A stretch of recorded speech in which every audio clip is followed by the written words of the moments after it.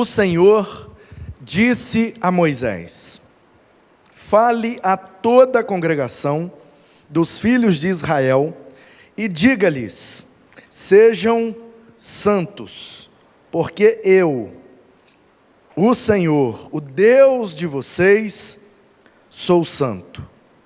Cada um respeite a sua mãe e o seu pai e guarde os meus sábados. Eu sou o Senhor, o Deus de vocês. Não se voltem para os ídolos, nem façam para si deuses de metal. Eu sou o Senhor, o Deus de vocês. Quando oferecerem um sacrifício pacífico ao Senhor, ofereçam-no para que vocês sejam aceitos. Podem comer dele no dia em que o oferecerem e no dia seguinte, mas o que sobrar no terceiro dia será queimado. Se uma parte dele for comida no terceiro dia, é abominação, não será aceita. Quem dele comer, levará a sua iniquidade, porque profanou coisa santa do Senhor. Por isso, será eliminado do seu povo. Quando você fizer a colheita da sua terra, não colha totalmente o canto do seu campo, nem volte para recolher as espigas caídas. Não seja rigoroso demais ao fazer a colheita da sua vinha, nem volte para recolher as uvas que tiverem caído no chão. Deixe-as para os pobres e os estrangeiros. Eu sou o Senhor, o Deus de vocês. Não furtem, não mintam, nem usem de falsidade uns com os outros. Não façam juramentos falsos pelo meu nome, pois vocês estariam profanando o nome do seu Deus. Eu sou o Senhor. Não oprima nem roube o seu próximo. Que o pagamento do trabalhador diarista não fique com você até a manhã seguinte. Não amaldiçoe o surdo, nem ponha tropeço diante do cego, mas tema o seu Deus. Não seja injusto ao julgar uma causa, nem favorecendo o pobre, nem agradando o rico. Julgue o seu próximo com justiça. Não ande como mexeriqueiro no meio do seu povo, nem atente contra a vida do seu próximo. Eu sou o Senhor. Mexeriqueiro, fofoqueiro, né? Mexerico é o que a gente chama de fofoca. 17. Não guarde ódio no coração contra o seu próximo, mas repreenda-o, e não incorra em pecado por causa dele. Não procure vingança, nem guarde ira contra os filhos do seu povo, mas ame o seu próximo como você ama a si mesmo. Eu sou o Senhor. Guarde os meus estatutos. Não permita que os seus animais se ajuntem com os de espécie diversa. Não plante semente de duas espécies em seu campo, nem use roupa de dois tipos diferentes de tecido. Se um homem tiver relações com uma mulher, e esta for escrava prometida a outro homem, mas que não foi resgatada nem posta em liberdade, então deverá haver punição. Não serão mortos, pois ela ainda não havia sido libertada. O homem, como oferta pela sua culpa, trará um carneiro ao Senhor, à porta da tenda do encontro. Com o carneiro da oferta pela culpa, o sacerdote fará expiação diante do Senhor pelo pecado que o homem cometeu, e o pecado lhe será perdoado. Quando entrarem na terra e plantarem todo tipo de árvore frutífera, os frutos dessas árvores lhes serão vedados. Nos primeiros 3 anos serão impuros para vocês, não poderão comê-los. Porém, no 4º ano, todo fruto dessas árvores será santo, será oferta de louvores ao Senhor. No 5º ano, vocês poderão comer frutos, para que as árvores aumentem a produção. Eu sou o Senhor, o Deus de vocês. Não comam nada que tenha sangue, não façam adivinhações nem pratiquem magia, não cortem o cabelo nas têmporas, nem danifiquem as pontas da barba. Têmporas seria aqui, perto da orelha. Não desonre, aliás, 28, pelos mortos, Não façam cortes no corpo, nem ponham marca nenhuma sobre vocês. Eu sou o Senhor. Não desonre a sua filha, fazendo dela uma prostituta, para que a terra não se prostitua, nem se encha de maldade. Guardem os meus sábados e reverenciem o meu santuário. Eu sou o Senhor. Não se voltem para os necromantes, que consultam os mortos, nem para os adivinhos. Não os procurem, pois vocês serão contaminados por eles. Eu sou o Senhor, o Deus de vocês. Fique em pé na presença dos idosos, honre a presença do ancião e tema o seu Deus. Eu sou o Senhor. Não oprimam o estrangeiro que peregrinar na terra de vocês. Tratem o estrangeiro que peregrina entre vocês como tratam quem é natural da terra. Amem o estrangeiro como amam a vocês mesmos, pois vocês foram estrangeiros na terra do Egito. Eu sou o Senhor, o Deus de vocês. Não cometam injustiça no juízo, nem na vara para medir, nem no peso, nem na quantidade. Tenham balanças justas, pesos justos e medidas de cereais e de líquidos que sejam justas. Eu sou o Senhor, o Deus de vocês, que os tirei da terra do Egito. Guardem todos os meus estatutos e cumpram todos os meus juízos. Eu sou o Senhor. Amém. Bom, nossa série deste mês está falando sobre a santidade no relacionamento. E nós estamos, nessa primeira parte, focando na santidade do nosso relacionamento com Deus. Eu me relaciono com um Deus que é santo, extremamente santo, santíssimo. Como disse o Isaías, santo, santo, santo é o Senhor dos exércitos. E aí nós vimos com Isaías no capítulo 6, que a santidade é algo que não pode faltar no nosso relacionamento com Deus. Senão a gente cai em muitos problemas e temos muitas dificuldades por conta disso. O resultado da falta de santidade no relacionamento com Deus é desastroso e nós não queremos isso. E aí nós viemos então para Levítico e já vimos no capítulo 11 as primeiras orientações com relação à santidade do povo. Então a ideia aqui é que o povo saiu do Egito, passou alguns dias ali em Sinai, na península do Sinai, e recebeu ali os 10 mandamentos. E aí teve toda aquela crise, aquela dificuldade, mas depois eles levantaram o acampamento e subiram para pararem e acamparem em Cades Barneia. Ali em Cades Barneia, eles montaram um acampamento com o tabernáculo no meio, tribos a norte, sul, leste, oeste. Se olhar de cima, é a figura de uma cruz no acampamento, porque Deus já está revelando ali o seu propósito, pois tudo do início da Bíblia vai apontando como sombra até chegar em Cristo. É como a gente olha aqui, ó, tá vendo? A minha sombra está sendo projetada lá na parede. Então, você começa a me seguir pela sombra. Se você pegar a sombra lá e vir caminhando na sombra, uma hora você bate em mim. Então a ideia é essa: um objeto verdadeiro produz uma sombra. A sombra não é o objeto, ela apenas é o reflexo dela pela ausência de luz. Então a luz bate aqui, o púlpito trava a luz e forma a sombra. E aí onde pega a luz fica mais claro, onde não pega a luz fica o que nós chamamos de sombra. A ideia do Antigo Testamento para nós, na perspectiva do Novo Testamento, é exatamente essa. A gente vem desde Gênesis percorrendo pelas sombras, mas ainda com falta de luz. A gente vai tentando entender e não entende muito bem até que a gente chega em Cristo. E é Cristo que ilumina a nossa mente e faz com que a gente compreenda tudo.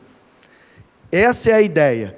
Então, todas as orientações, todas as profecias, Tudo o que acontece é para apontar para Cristo, é para nos levar para Cristo, é para mostrar que Deus não tem um plano B, nem C, nem D, nem E, nem Z. Deus tem um plano só: redimir a humanidade na pessoa do seu Filho. Sempre foi assim. Quem morreu antes dele, morreu e foi salvo porque creu nele, creu no que ele faria. Quem morre depois dele e é salvo porque crê no que ele fez. Então, seja antes ou depois de Cristo, a salvação é somente nele. Quem está antes, morreu crendo no que ele faria. Quem está depois, morreu crendo no que ele fez. Independente se está antes ou depois, se creu nele, está com ele por toda a eternidade. Então, tudo aponta para Cristo. Não é à toa que ele divide a história em antes e depois dele. Não é à toa que ele está na cruz e tem um ladrão de um lado e um do outro. Não é à toa que ele sempre está no centro, no meio, na posição mais privilegiada. Porque ele é o Senhor dos senhores. Ele é o Rei dos reis. Ele é o dono da nossa vida, o dono da igreja, o dono de todas as coisas, e nada foge ao controle da sua mão. E aí o povo está acampado lá em Cades Barneia, e ali esse povo fica 39 anos e alguns meses, ok? Então aquela ideia de peregrinar por 40 anos é da nossa cabeça, não é bíblica. O povo sai do Egito, para no Sinai um tempo, depois para em Cades Barneia, e depois só vão sair dali com Josué, já para atravessar o Jordão e tomar posse de Jericó. Então, enquanto o povo está ali, Deus, que sabe tudo e sabe antes, pois Ele é onisciente, pré-ciente, sabia que aquela geração que saiu do Egito não poderia entrar em Canaã e herdar a terra. Por quê? Porque eles estavam muito impregnados com a cultura egípcia, com a cosmovisão egípcia, com o jeito egípcio de entender o mundo à sua volta. Então o que é que Deus precisa? Purificar a geração. Então Ele permite que o povo fique 40 anos no deserto, para que aquela geração morra, sobrando somente Josué e Calebe, porque tinham uma necessidade estratégica na conquista da terra, mas fora Josué e Calebe, todos os que saíram do Egito morreram ou em Sinai, ou em Cades Barneia, ou na transição de um para o outro. Então Deus é mau, Deus que matou, deixou o povo no deserto para morrer? Não, Deus tem um propósito. E para cumprir o propósito dele, Ele não muda, não há sombra de variação. Ele é o mesmo, Ele é reto, Ele é justo.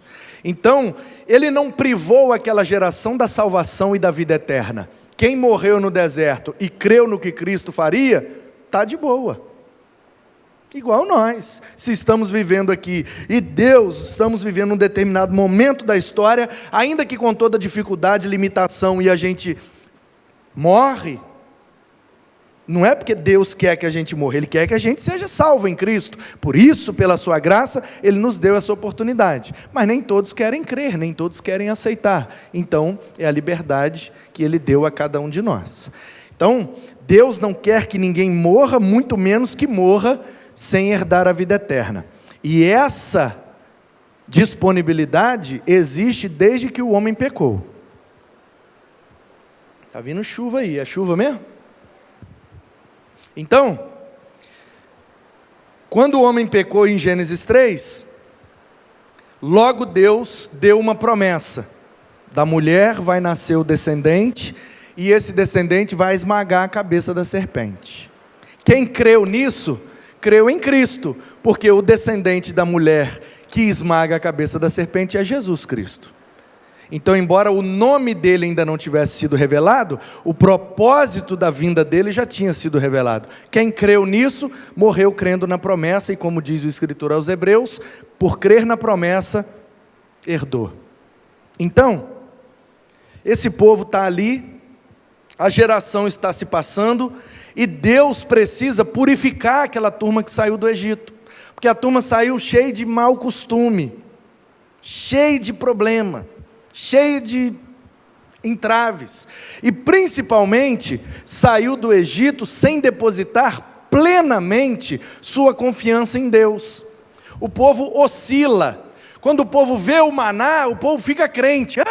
Mas aí quando dorme e acorda no outro dia, já não sabe se é crente mais. Aí quer brigar, quer matar, quer pegar a mulher do outro. Quando está frio, o povo vê a coluna de fogo, fica crente. Mas aí depois quer fazer besteira.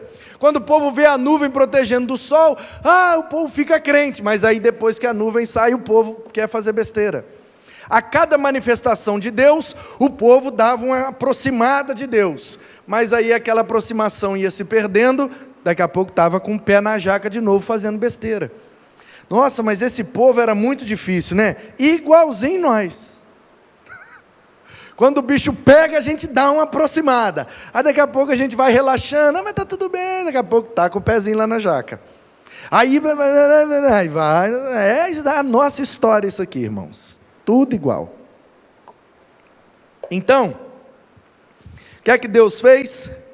Sabendo que aquele povo não conseguiria alcançar a promessa, Ele foi orientando aquele povo para mudar o seu estilo de vida.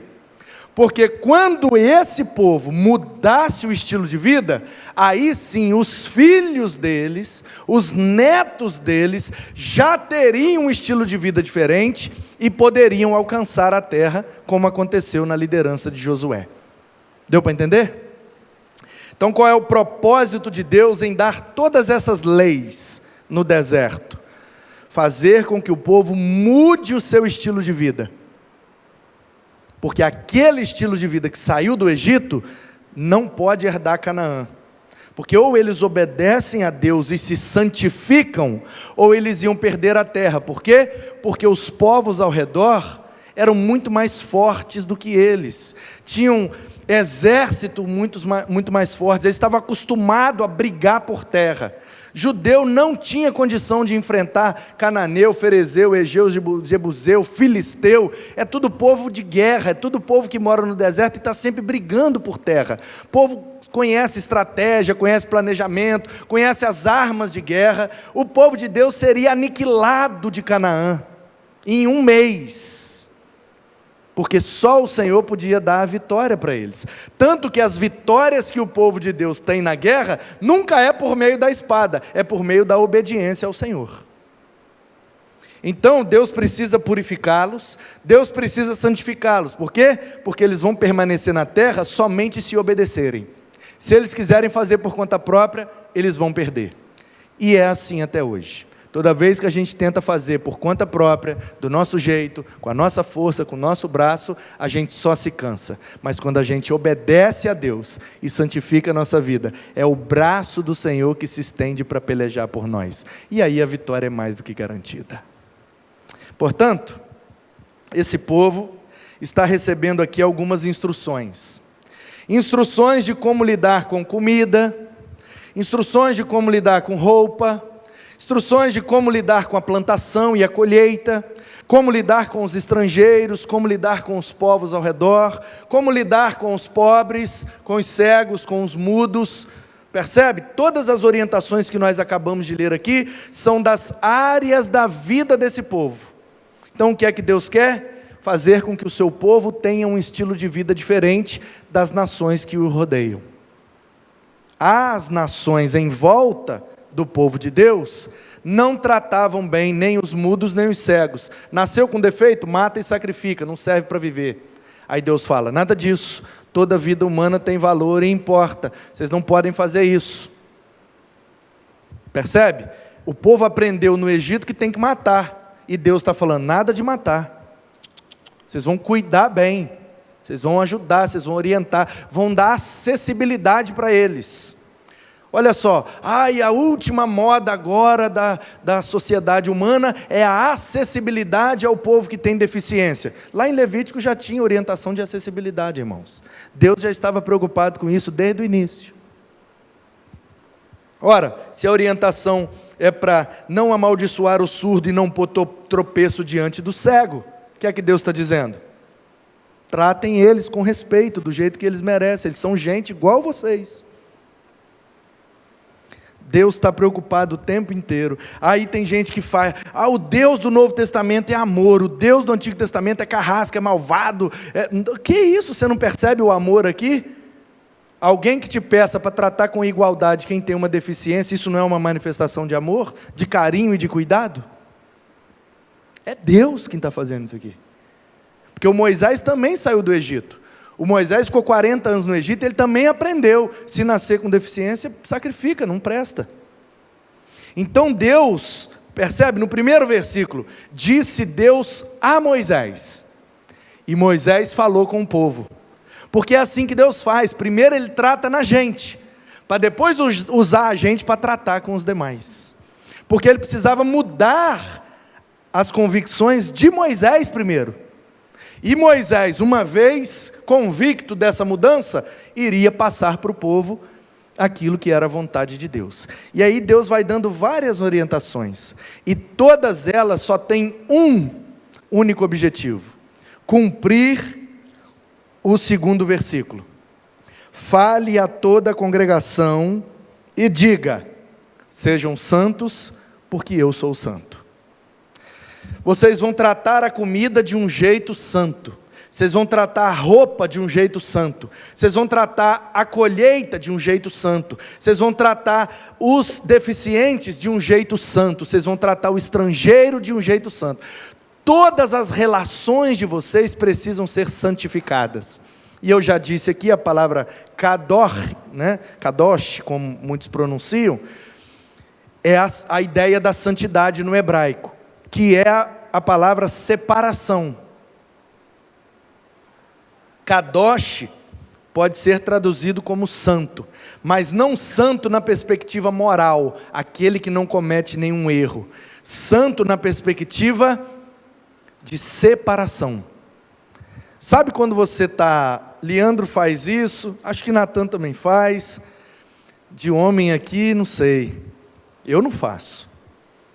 Cristiano acho que faz também, os homens que cozinham, né? Juninho cozinha, Juninho? Josias também, né? Eu não manjo, já fiz muito, se precisar eu faço. Agora, não tenho muito prazer em cozinhar, não. Às vezes eu cismo, né, amor? Cadê meu amor? Às vezes eu cismo e, quando eu cismo, eu faço.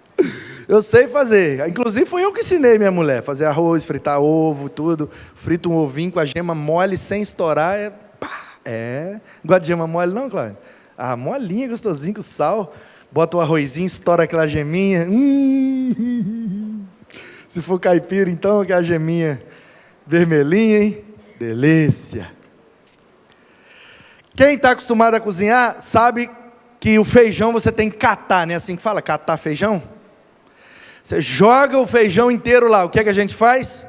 Vai separando, esse aqui está ruim, esse aqui está ruim, esse aqui está bom, esse aqui está bom, esse aqui está ruim, isso aqui é pedra, isso aqui é mato, isso aqui é galho, isso aqui está bom, isso aqui é... Aí depois joga na água, se boiar é porque está ruim, né? Assim? Aí vai, tira os que estão boiando, joga fora, papapá. Esse processo que a gente chama de catar arroz, é o que o hebreu chama de santificar. Se nós fôssemos judeus, descendentes de hebreus, e falássemos hebraico, a gente ia chamar isso que a gente faz com arroz de santificar o feijão, aliás. Faz com arroz também, né? Para o hebreu, quando você separa o que presta do que não presta, o que é bom do que não é bom, o que é saudável do que não é saudável, o que edifica do que destrói, quando você faz a separação, você está santificando. Essa é a ideia do conceito original. Então o que é que Deus está fazendo com o seu povo? Está catando o feijão. Os feijão que saíram do Egito, quem está entendendo diz amém.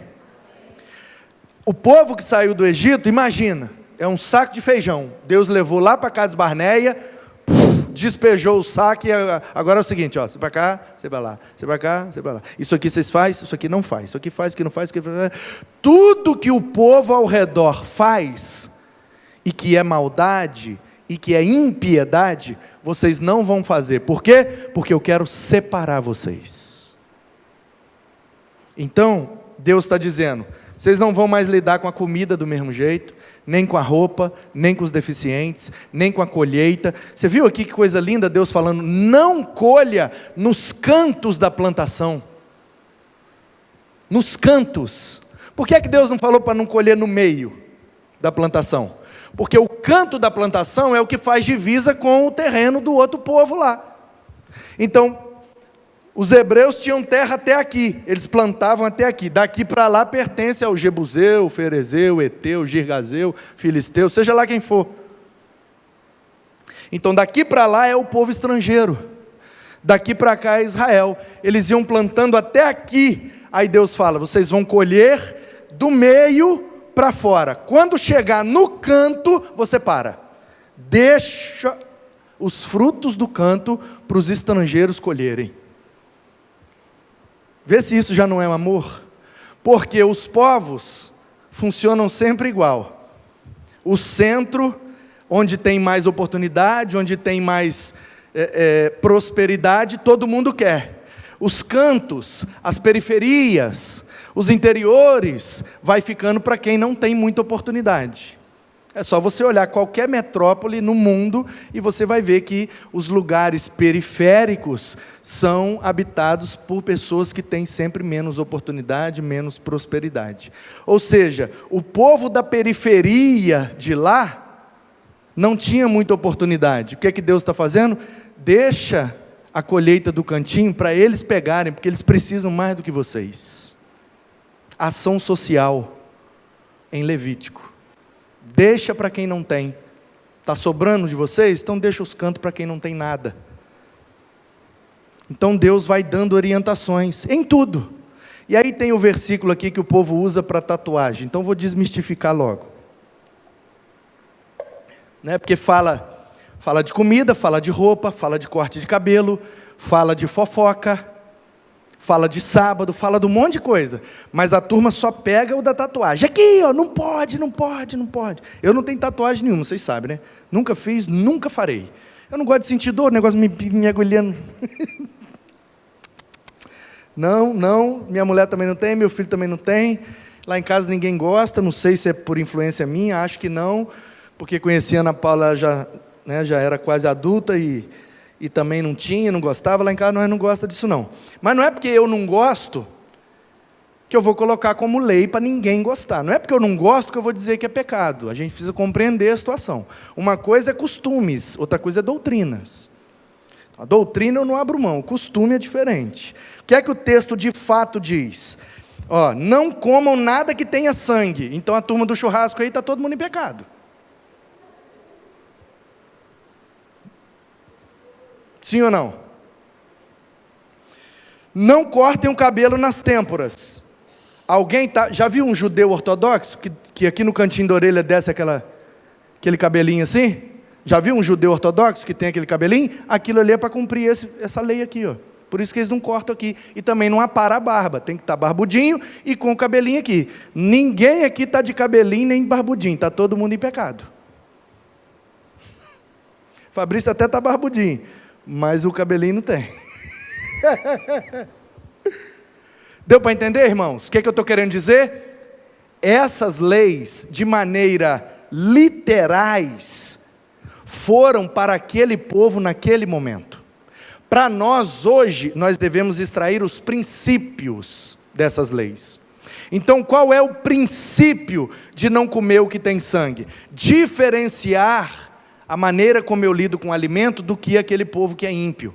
Porque para quem crê em Deus, o alimento é sagrado. E na compreensão daquele tempo, o sangue carrega a vida.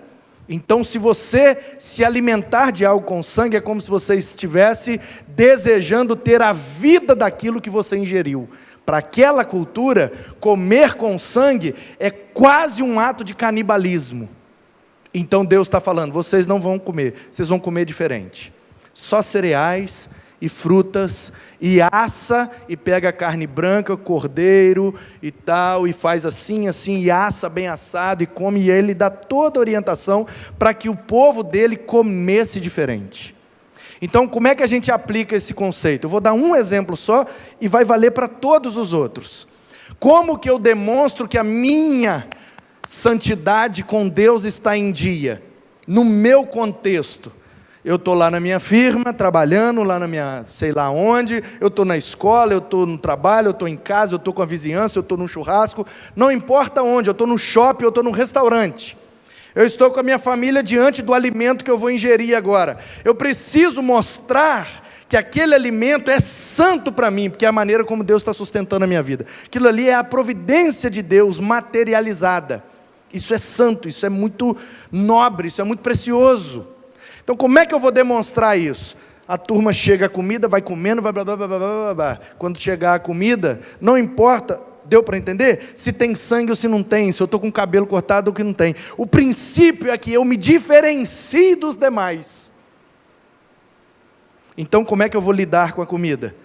Onde eu estiver, eu vou fechar meu olho, eu vou baixar minha cabeça, e se possível em voz alta, eu vou agradecer ao Senhor pela sua providência ali naquele alimento. Isso já é suficiente para nos diferenciar dos demais. Eu me lembro uma vez, a Paula vai lembrar, nós rimos depois. Eu me lembro uma vez, eu estava dando aula num seminário em Vitória, e era uma aula o dia inteiro, ia de 7 da manhã até meio-dia, aí depois tinha 1h30 de almoço, aí pegava de 1h30 e ia até as 6h30. E aí, eu saía, horário de almoço, eu saía para almoçar, né? E depois voltava lá para o seminário e tal. Tinha uns restaurantezinhos perto, uns PFzinhos, eu comia sempre lá, mas nessa vez, eu dei aula o dia inteiro e dali eu ia, porque quando eu voltava para Guarapari, eu pegava na Paula, eu sempre pregava em algum lugar à noite, mas eu iria pregar, acho que era na Serra, Linhares, por lá de lá.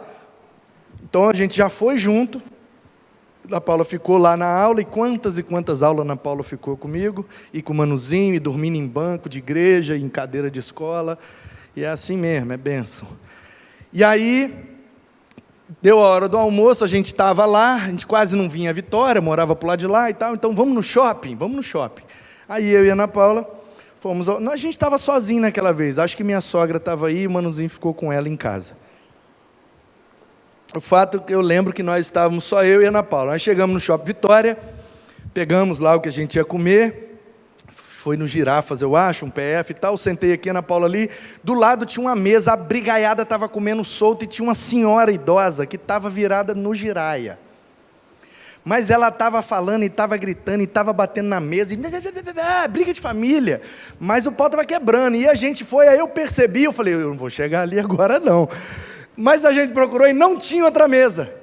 Só tinha a mesa do lado, porque ninguém quis sentar do lado da velha que estava brincando. Aí eu cheguei com a Ana Paula sentou lá aqui, a gente constrangido, e a velha... Blá, blá, blá, blá. E aí eu olhei para a Ana Paula olhou para mim, a gente constrangido assim, aí eu, tipo assim, né? Seja que Deus quiser. Baixamos a cabeça, a Ana Paula começou a orar em voz alta.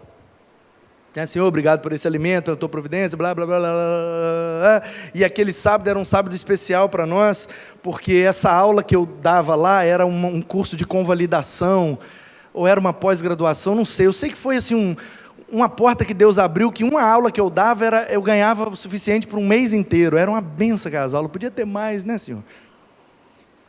E aí a gente estava feliz, porque eu ia ganhar bem naquela aula, e nessa época eu... Seminarista ainda, né, irmão? Não, eu tinha terminado, mas não tinha sido consagrado ainda não. Eu estava no Condados, mas como dirigente da congregação, ainda não tinha passado pelo concílio, nem consagração. Então eu era bacharel, né? Tipo o que o Igor está vivendo agora. Já é formado, mas ainda não consagrou, mas quando eu estava nesse momento que o Igor está, eu dirigia essa congregação lá em Condados, mas por já estar formado, eu estava fazendo uma pós-graduação e tal, o professor lá, o diretor me deu essa oportunidade, eu peguei umas aulas lá e foi bênção. E a gente estava feliz, porque de noite eu ia pregar também numa igreja, assim, tal, mais importante e tal, e estava começando, né, as coisas virar o vento, estava começando, o terno verde já estava sendo aposentado, estava na benção, e a gente feliz por aquele momento, só de poder estar no shopping, comer o negócio, para nós já era uma realização maravilhosa, e aí a Ana Paula começou a agradecer a Deus por esse momento que a gente vivia, agradecendo para a gente ter a oportunidade de estar no shopping, de comer alguma coisa no shopping, de estar na capital, em Vitória. Isso para nós era uma bênção muito grande, por causa do momento que a gente vivia. E aí, de alguma forma, as palavras da oração da Ana Paula entrou no coração daquela senhora, que durante a oração a briga foi diminuindo. E quando a Ana Paula terminou de orar, amém, que eu fiz assim para botar o plástico, o negócio do garfo, da faca, a senhora estava me olhando com o olho arregalado, cheia de lágrima. Aí ela, boa tarde, meu filho. Aí eu falei, boa tarde. Aí ela olhou para a Ana Paula e falou, que oração linda que você fez. Vocês são de que igreja? Aí Ana Paula, somos da Igreja Batista. Ai, que oração linda. Ai, eu também queria ter essa paz. Ai, eu também. E aí começou a abrir o coração e falar dos problemas. Eu sei que eu fui almoçando, e a Ana Paula almoçando, e a velha foi falando, e foi chorando, e foi falando, e foi chorando, foi falando, foi chorando. Daqui a pouco a gente acabou de comer, a velha levantou, posso te dar um abraço? E deu um abraço, e nananã, você pode orar por mim? E nós oramos pela velha, e a velha acalmou, ficou de boa, e nós fomos embora. Não sei que fim levou a velha, mas eu sei que no momento em que a Ana Paula começou a orar, a véia sentiu que tinha um negócio diferente ali. Deu para entender que não importa qual era o cardápio do que a gente estava comendo, mas a atitude que nós tivemos diante da alimentação. É isso que Deus quer ensinar para o seu povo. Vocês precisam viver diferente. Naquele tempo, era comidas diferentes. Para nós hoje, como Cristo cumpriu toda a lei, e nele, imitando a Ele e crendo nele, nós estamos redimidos por completo, não importa, porque a gente não vai conseguir cumprir isso aqui tudo mesmo, então nós pegamos os princípios disso aqui. Guardem o meu sábado, o princípio do descanso. Não comem comida depois de 3 dias, o princípio de se preservar e não deixar apodrecer algumas coisas na nossa vida. Tratem bem os deficientes, o princípio da acessibilidade. Deixem a colheita dos cantos para os estrangeiros, o princípio da ação social, de repartir para tornar a coisa mais equilibrada. A gente vai extraindo os princípios, e aí quando chega no texto que fala que o povo interpreta como tatuagem, que é o versículo deixa eu ver aqui. Não corte o seu corpo, não faça marca por causa dos mortos. Não corte o cabelo. 28. Pelos mortos, não façam cortes no corpo, nem ponham marca nenhuma sobre vocês. Aí o pessoal pega essa ideia de cortar o corpo e de ficar uma marca, e acha que Deus está falando aqui de tatuagem. Não era tatuagem não, irmão. Não é essa tatuagem aí que o pessoal faz hoje em dia. Entendeu? Então, por que eu faço questão de dizer que eu não tenho tatuagem? Porque pode parecer que eu estou querendo puxar a sardinha para mim, porque esse pastor aí, ele é metido a jovem, ele tem tatuagem, ele quer defender. Não quero defender não. Eu odeio tatuagem. Odeio, com todas as minhas forças. Acho ridículo. Você entendeu agora que eu não gosto? Eu não gosto. Não gosto, nunca faria. Nunca concordaria da minha mulher ou do meu filho fazer. Mas estou dentro da minha casa. Mas ao mesmo tempo que eu odeio, acho ridículo, não faria, eu consigo respeitar quem gosta e fez. E eu não coloco peso em ninguém dizendo que é pecado fazer. Porque o texto bíblico não está falando dessa tatuagem que a turma faz aí, de tinta, que é uma questão artística, cultural desse tempo. Aqui é lacerações.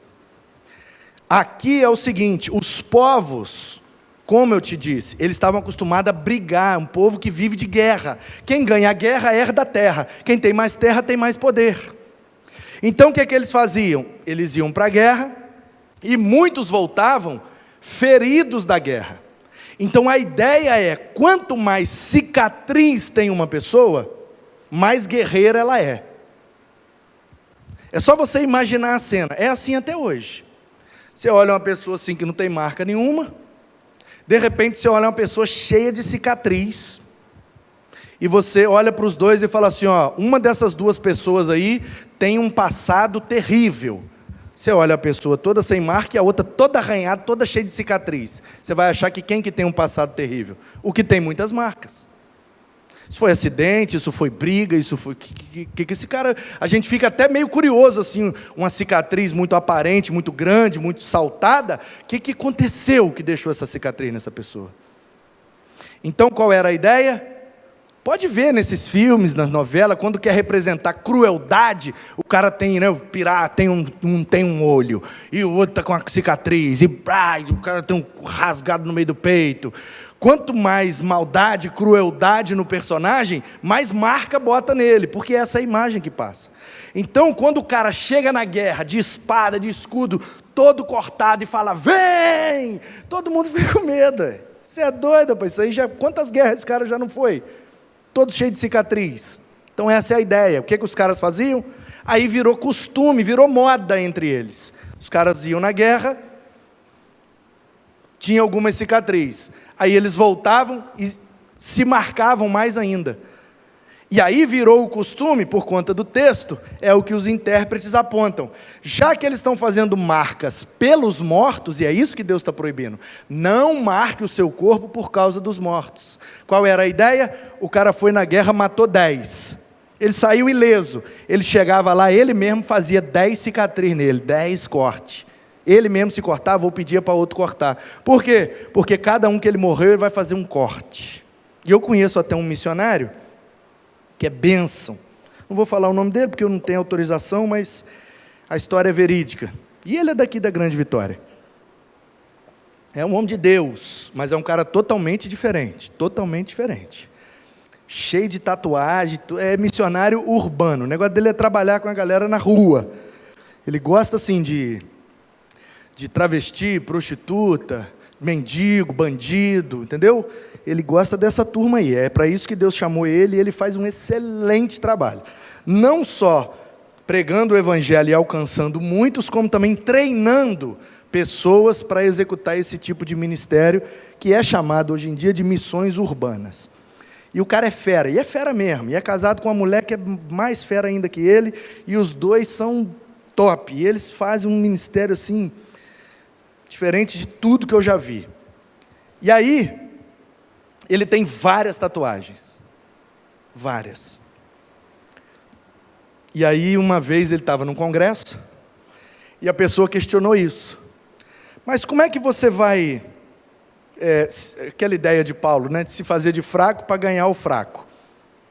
Aí a pessoa virou e disse assim, então eu tenho que fumar maconha para ganhar o maconheiro? Eu tenho que cheirar cocaína para ganhar o viciado? Eu tenho que beber cachaça para ganhar o bêbado? Por que você está todo assim, cheio de tatuagem, para ganhar o pessoal da rua que é tatuado? Aí ele virou e falou assim, não, mas eu não me tatuo para me parecer com eles, não. Eu não quero me tatuar para ficar parecido com eles. Aí a pessoa perguntou, então você se tatua por quê? Ele falou, porque eu estou cumprindo Levítico 19. Aí a pessoa, como assim? Ele fala, é cada pessoa que eu ganho para Jesus, uma tatuagem que eu faço. E aí, o que é que você prefere? Morrer todo tatuado, mas levando uma turma com você para o céu, ou passar a vida inteira falando mal dos outros, com o corpo limpinho, mas em compensação não ganhou ninguém? Foi ele. Só estou contando a história, tá? E é verídica. Ana Paula estava lá, ela lembra. Acho que o Manuzinho também estava. Só que o Manuzinho era novo, estava numa bagunça aquele dia.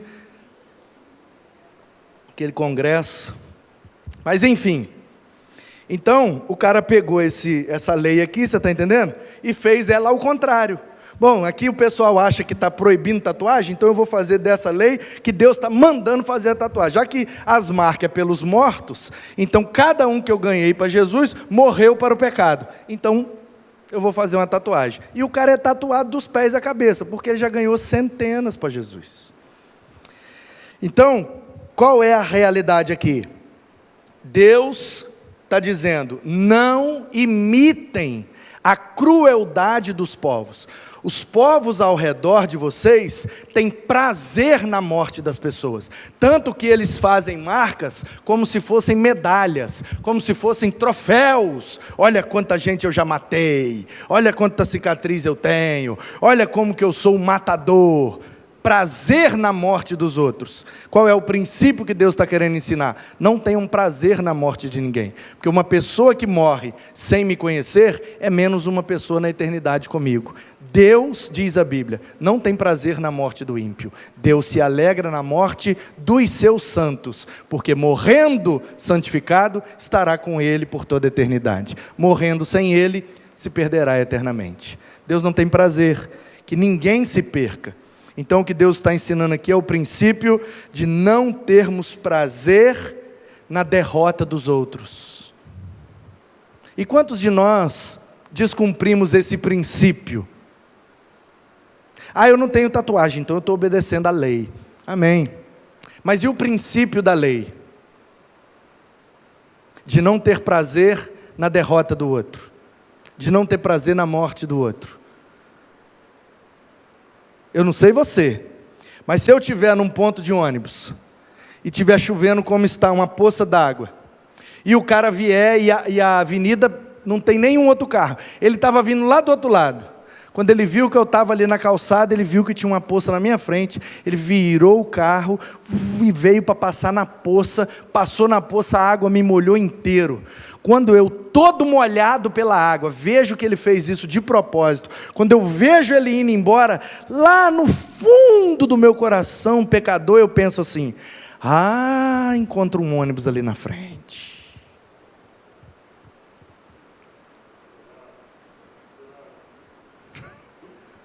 Eu não sei você, porque você é santo, mas eu sou pecador. Se eu tomar um banho de um cara assim, de propósito, quando eu vejo o carro dele saindo, na lanterna eu já miro assim, vai, encontra um ônibus aí agora na frente, miserável. Não podia soltar uma roda desse desgramento, para ele bater essa cara no muro? Eu penso que eu sou pecador, entendeu? Quando alguém me prejudica, lá no íntimo, às vezes eu nem falo, porque eu não gosto de me expor, mas lá no íntimo assim eu penso, seu dia vai chegar, miserável. O que é que eu estou fazendo com essa atitude? Descumprindo o princípio dessa lei. Não se alegre com a derrota dos outros. Não fique se vangloriando porque você matou mais, porque morreram muitos. Eu não me alegro com o prejuízo, nem com a desgraça, nem com a morte de ninguém. Portanto, mais importante do que conhecer as leis de Deus, é conhecer os princípios dessas leis que nos orientam de forma espiritual. Então, quais são as orientações para que o meu relacionamento com Deus seja mais santo? É quando eu consigo extrair os princípios. Quais são os princípios que Deus mostrou aqui? Eu preciso tratar a comida de maneira santa, preciso tratar a roupa de maneira santa, os deficientes de maneira santa, a plantação de maneira santa, preciso tratar o meu adorno, meu cabelo, minha barba, não posso usar a minha língua porque é pecaminoso. Então, todas as áreas da minha vida precisam estar em santidade diante de Deus. É assim que eu consigo ter santidade no relacionamento com Ele, prestando atenção nos princípios, porque as leis a gente não consegue cumprir de jeito nenhum, mas quando a gente olha para Cristo, Ele nos dá o exemplo de como viver baseado em princípios e não em regras, porque Jesus não nos deu um conjunto de regras, Ele nos deu a sua vida para a gente imitar. O que é que Jesus faria nessa situação? Se Jesus estivesse no ponto de ônibus e o cara molhasse ele, o que é que ele faria? Ele usaria do seu poder e bate desgramado. Era isso que ele faria? Lembram-se quando ele pediu para os discípulos irem nas casas? O João, irmão do Tiago, voltou bravo. Ele até apelidou os dois de Boanerges, que significa filhos do trovão, porque eles voltaram gritando, como trovões, falando, gritando, e dizendo, Senhor, manda fogo. A gente foi bem na casa lá para orar por eles, eles bateram a porta na nossa cara, não quis receber a gente não. Se eu fosse o Senhor, eu mandava descer fogo do céu, para eles verem quem é que manda aqui. Aí Jesus, vocês não entenderam nada, meninos. Mas tecer fogo na casa dos outros? Vocês estão doidos? Não recebeu vocês? Bata a poeira do seu pé, deseja a paz e vamos para o próximo. Não tem nada que mandar fogo em cima de ninguém, não. Então, o nosso exemplo é Cristo. E os princípios desta lei precisam ser colocados em prática. Só assim a gente vai conseguir viver em santidade com o Senhor. Que Ele nos ajude, que Ele nos impulsione a termos esse estilo de vida, totalmente separado, santificado para a glória dEle. Que os povos ao redor olhem para nós e vejam que a gente tem alguma coisa diferente, que a gente está separado para Deus.